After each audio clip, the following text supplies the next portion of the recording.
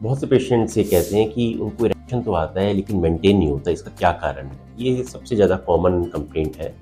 इसके बेसिकली 2 कारण होते हैं कि क्यों मेंटेन नहीं रह पाता। नंबर 1, जो वेन्स है, पेशेंट्स की वो डिफेक्टिव होती है या उनमें से कहीं एपिथेलियल इंजरीज होती है, वहाँ से वेन में आर्टरी से लिंग में आया पूरा ब्लड फ्लो और फिर वो वेन्स के थ्रू टिक नहीं पाया, वो बंद नहीं हुए उनके वॉल्स और वो वहाँ से लीक हो गया है। एक तो ये क्या कारण होता है।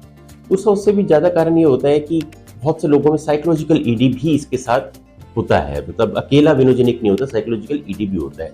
जब एक बार इरेक्शन आता है और वो सोचते हैं कि अब वो संभोग करें, तो उस वक्त थोड़ा उनको कॉन्शियस हो जाते हैं, उनको डर लगने लगता है और इसको कहते हैं साइकोलॉजिकल ईडी। इसमें सिंपैथेटिक नर्वस सिस्टम यानी जो डर का एक हमारे अंदर बॉडी की रिएक्शन होती है वो शुरू हो जाती है और उसका सबसे पहला रिस्पॉन्स होता है कि जो ये वेन्स है और ये सब है, इन सब से जहाँ पे भी बॉडी के बाहर जिन भी एरिया में, जैसे हमारी स्किन में, लिंग में, हमारे और त्वचा में कहीं पे भी ब्लड ज़्यादा होता है, वो सारा का सारा हार्ट की तरफ चला जाता है।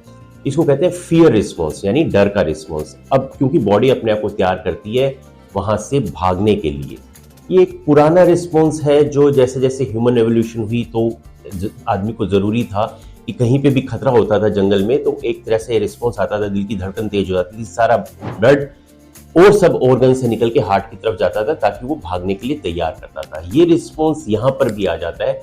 पेशेंट के मन में एक डर बैठ जाता है संभोग करने का और उस कारण से उसका सारा ब्लड फ्लो उसके लिंग से निकल कर उसके हार्ट की तरफ चला जाता है। तो ये दोनों कारण कंबाइन होने के कारण जो लोग हैं उनका इरेक्शन मेंटेन नहीं होता। तो इसकी ट्रीटमेंट हम बहुत सारी अवेलेबल है।